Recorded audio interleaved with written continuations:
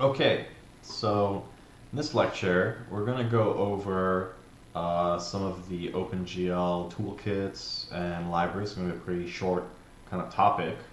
But for the most part, as you guys have seen, OpenGL is a pretty powerful graphics API, but it doesn't do a lot of stuff for you, right? It doesn't create textures, obviously. It doesn't add geometry. It doesn't let you do things like create sphere or, do a particular kind of lighting algorithm. You have to do all of that yourself. So with that, let's kind of get into this.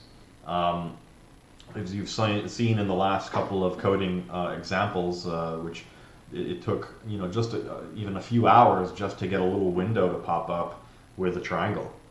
So it takes a lot of time to kind of create a window, to create the rendering context, to attach the rendering context, to compile shaders, to all that stuff takes time, right? And you can go as far as using something like Unity, which doesn't let you do any of that, to go all the way down to the OpenGL layer and where you're actually manipulating and connecting it to the operating system underlying and so on. And so there's a lot of different pieces that OpenGL needs to be able to do. And so we don't really want to redo that every single time. And there's a lot of free libraries that you can use that simplify this pretty significantly. We've already seen a fair bit of the glue library, and that is a really simple one. It doesn't actually do any of the stuff that we're talking about. But there's a few others. Like, for example, there's Glut. Glut has stopped getting development, but there's one called Free Glut that is pretty popular and is still getting a lot of active attention. So if you go to freeglut.com, or if you Google it, you can find this online. You can kind of see, you can get the trunk, get the code, and kind of really learn how to use this. It's a pretty common thing. As you can see, it hasn't been developed for some time actually. The last release was 2015, but still it's been pretty popular still, whereas Glut itself, the OpenGL utility toolkit, has basically migrated entirely to free Glut, so I guess it doesn't even exist. There's GLFW, which is probably one of the more popular ones today. It's open source, it's still in active development.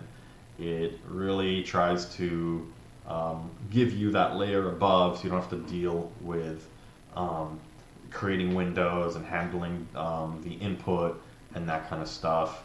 You've also got SDL, which is a relatively popular one. This one is really designed much more for games and also tries to be a lot more cross-platform, to the point where you can be on Windows and Android and iOS and so on, and tries to make it easy for you to transfer across all of those different platforms. This one I know is relatively popular in the professional gaming development world. And there's a bunch of other ones like also SFML, which I know we will be talking about in this class. The simple and fast multimedia library, much like SDL, it tries to be a cross-platform,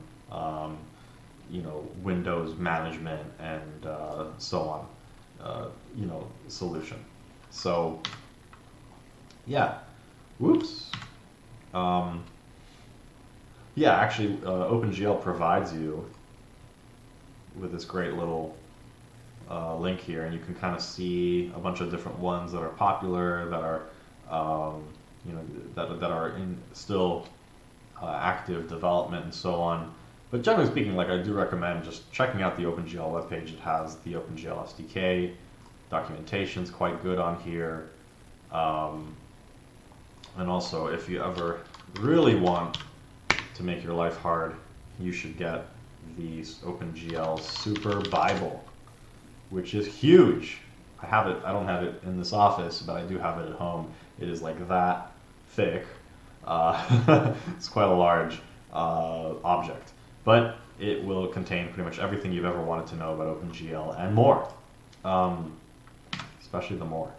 So yeah, using something like SFML, which I think we'll be using a lot in this class, it really kind of simplifies the window management, the input management, like keyboard, mouse, joystick, even gives you access to networking, and lets you even be multi-platform across different pieces of hardware and stuff like that. So yeah, just a quick sort of run through of all of these different libraries and toolkits. They're everywhere. You can go as low level as you'd like, you can go as high level as you'd like, but for the most part, we're going to kind of try to focus on the things that we're trying to learn, like these algorithms and data structures we're trying to build in native C++.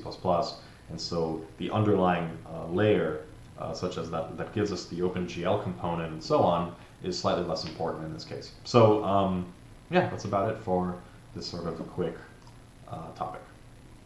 Bye.